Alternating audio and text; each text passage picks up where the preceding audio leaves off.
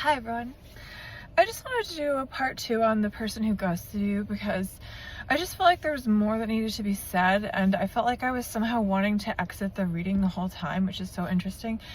So I'm gonna pull maybe a few more cards and just get some more information, and hopefully I won't pull the same cards, and hopefully we can get a little more info. I'm actually just gonna pull 2 cards. Yeah, maybe I'm gonna pull just a couple cards. Okay. Oh, this is 2 different decks. That's fine though. Oh, funnily enough, this has a turtle on it. I totally blindly pulled, so that's just kismet, because the last reading I talked about Algonquins and their belief that the earth was a turtle with the earth on its back, or I'm not sure if they thought the earth itself was a turtle. I think it's sort of changeable that way, but well, the earth, the turtle stands for the symbol of the earth itself, and there was a story about the earth itself being held on the back of a turtle, I think is what it is. So it's just weird that this is coming up, but yeah, it says grandmother and the number 3. So like maybe you kind of were, I want to say grandmotherly to this person. Maybe you reminded them of their grandmother, which is weird, but can happen.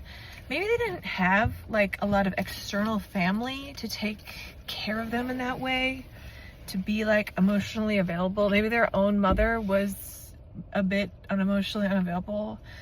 And maybe you're older if not in age, then in terms of like experience and maturity, and you guided this person. You're wiser is what I'm getting, and you had more worldly knowledge somehow, in some way.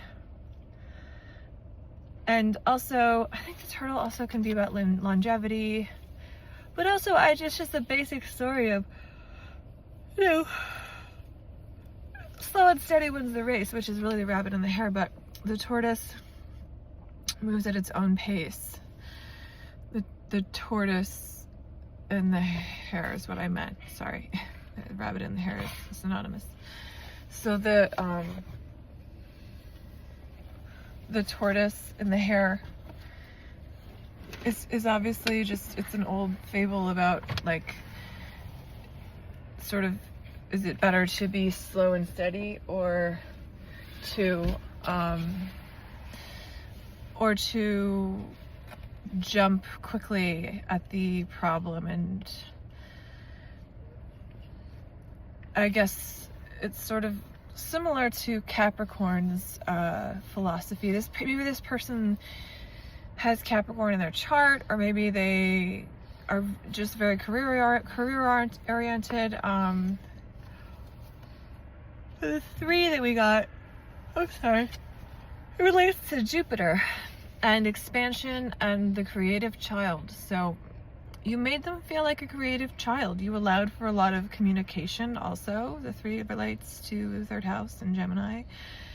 You allowed for a lot of, I would say, healing for them to have, for this person in the past.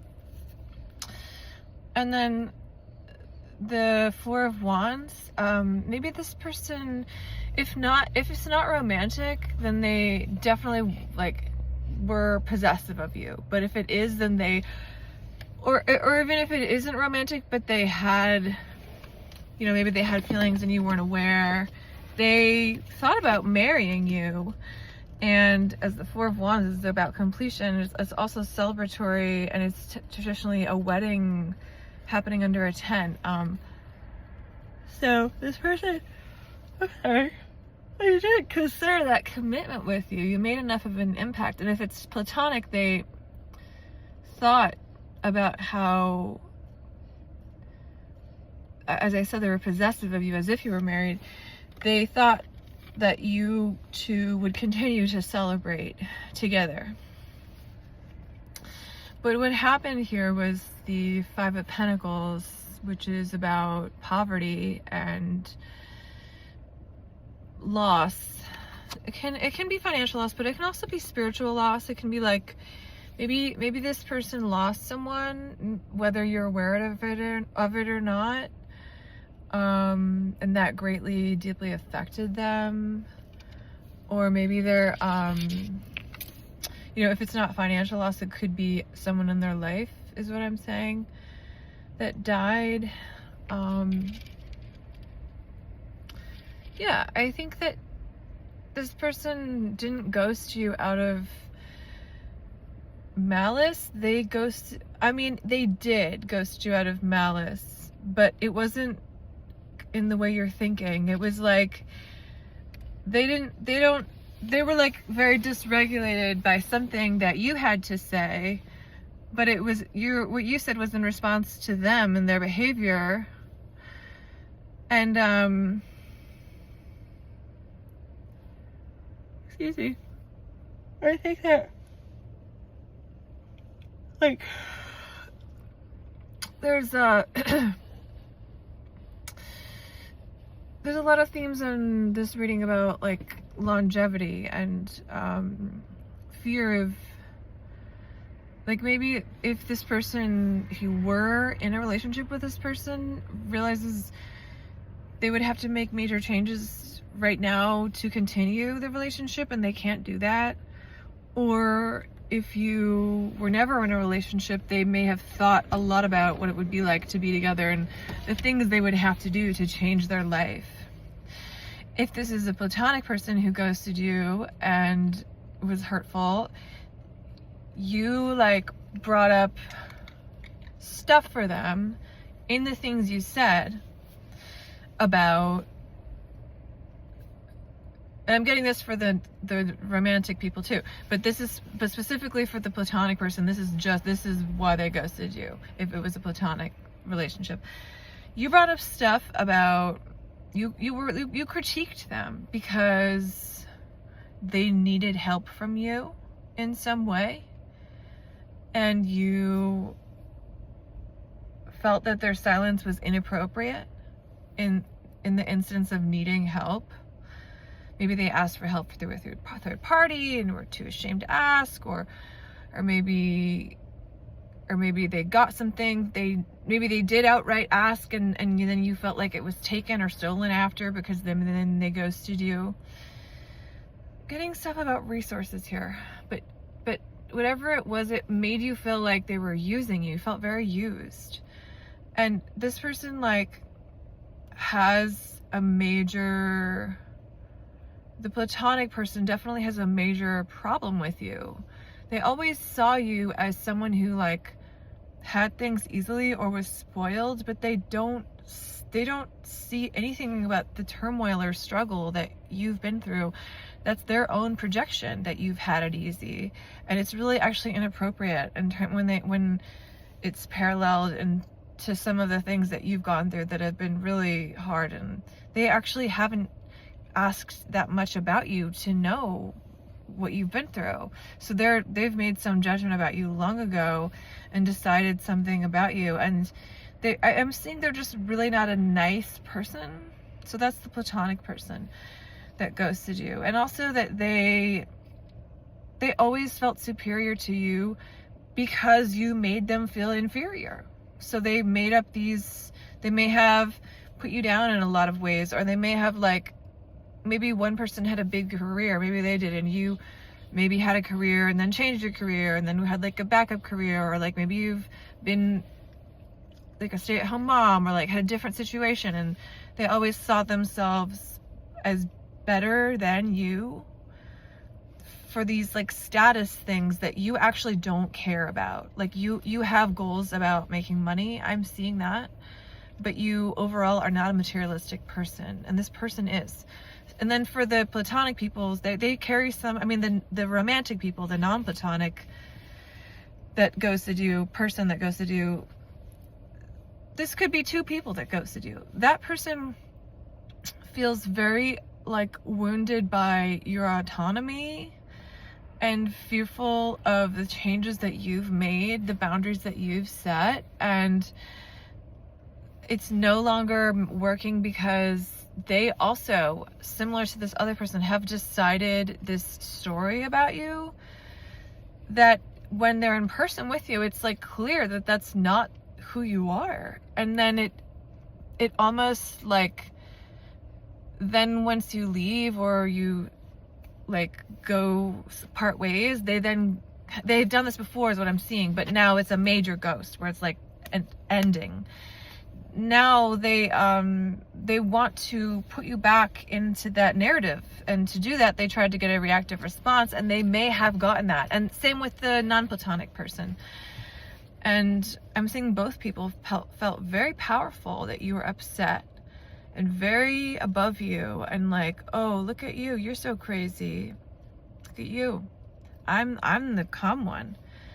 But you didn't really stay there for very long. You were like reactive for a second, and then you completely pulled back your energy, which I think was not what this person was expecting. And then I'm seeing that they then came for you again after, even when you were silent.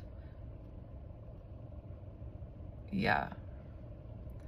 So overall, I would say that this person, these people are just like not like, I don't know, I'm thinking about coconuts, and like, I think they're just like a bad bunch of coconuts. Like, I guess I'm saying sometimes fruit, like, it doesn't ripen the way that it's supposed to.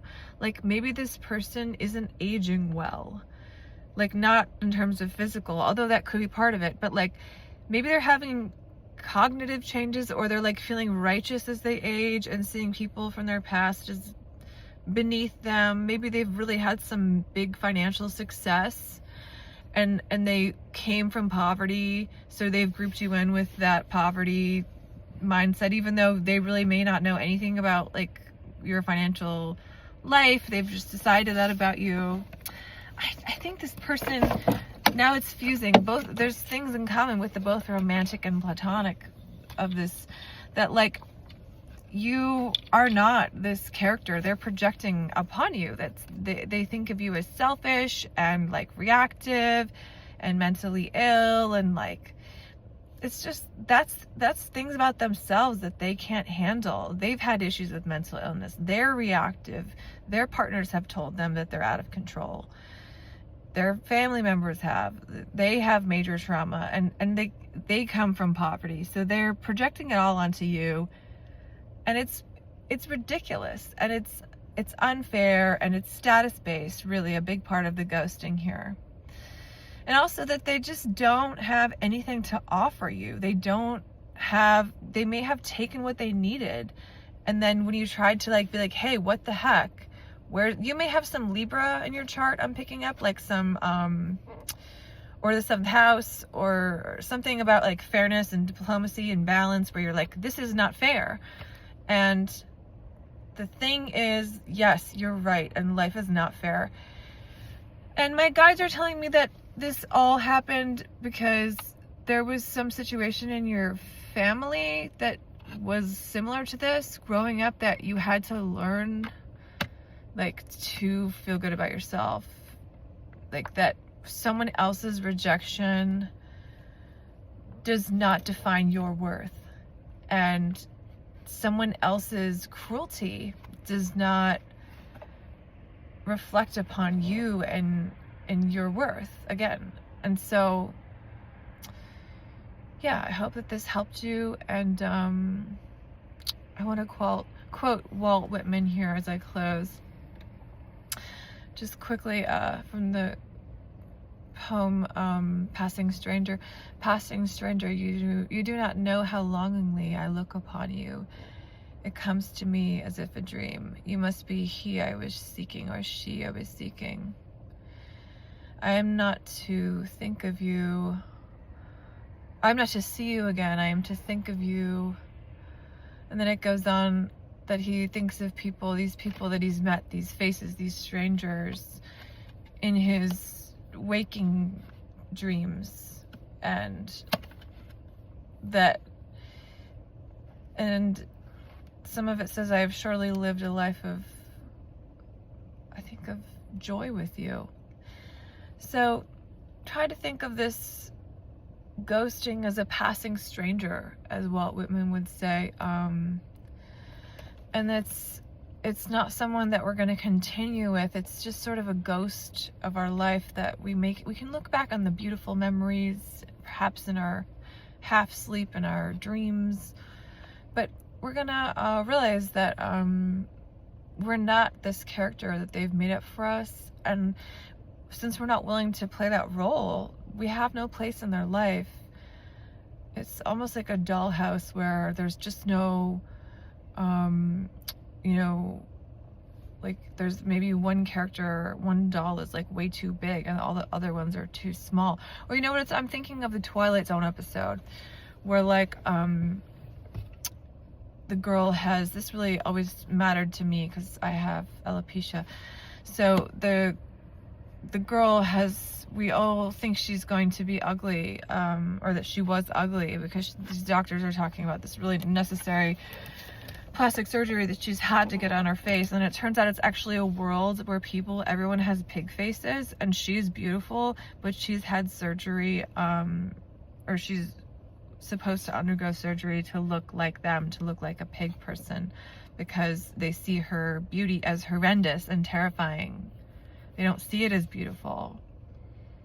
So you may need to do some inner healing about rejection and about what it really means when somebody else won't answer you, because I know it feels lonely, but you always have yourself and God, and honestly that's enough, and God is always answering you and your guides are answering you. So thanks for tuning in.